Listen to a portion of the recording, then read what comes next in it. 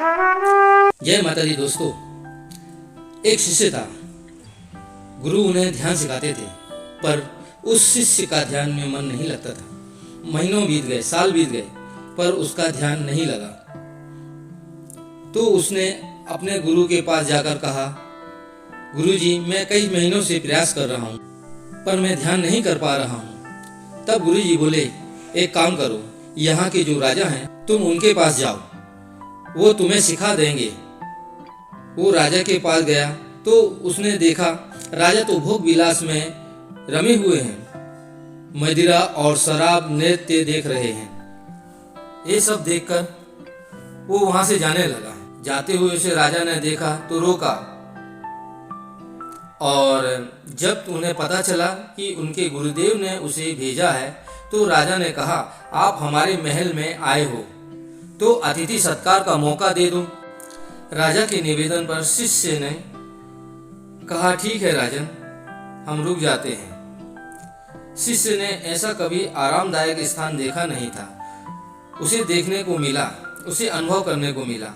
और रात के भोजन के बाद जब वो उस आराम कक्ष में गया तो देखा गद्देदार बिस्तर था, पर शिष्य एक पल के लिए भी नहीं सो सका, क्योंकि जिस पलंग पर वो लेटा था उसके ऊपर बहुत ही कमजोर धागे से तलवार लटक रही थी।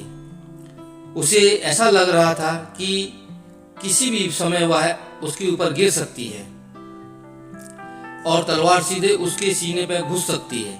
रात भर वो सो नहीं सका, उसका पूरा ध्यान सिर्फ तलवार पर ही था। सुबह हुई, राजा ने शिष्य से पूछा, महात्मन, कोई तकलीफ तो नहीं हुई? नींद ठीक से तो आई ना? तब शिष्य ने कहा, राजन, आपकी इस तलवार ने मुझे रात भर सोने नहीं दिया। सोना चाहता था, नींद भी आ रही थी, पर यह तलवार मुझ पर न गिर जाए, इसका डर लगा रहा। जैसे ही आंख बंद करता, लटकती तलवार का ध्यान आ जाता। तब राजा ने कहा, ऐसे ही ध्यान किया जाता है। आंख बंद करके बैठने से ध्यान नहीं होता है।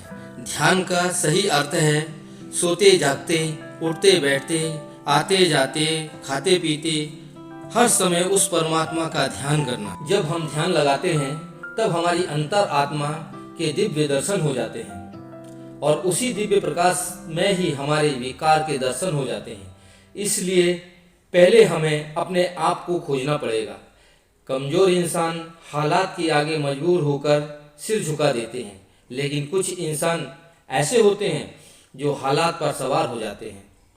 हालात के आगे मजबूर होकर अपने परिवार को त्याग देना, ये फैसला गलत है।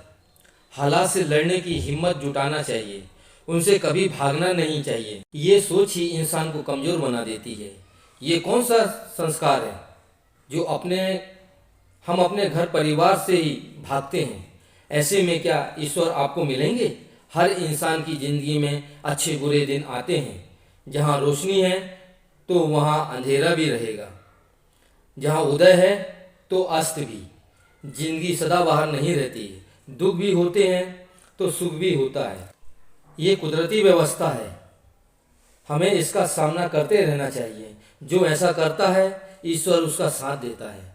ईश्वर उसी पर कृपा बनाए रखते हैं जो ईश्वर को कभी दोष नहीं देता।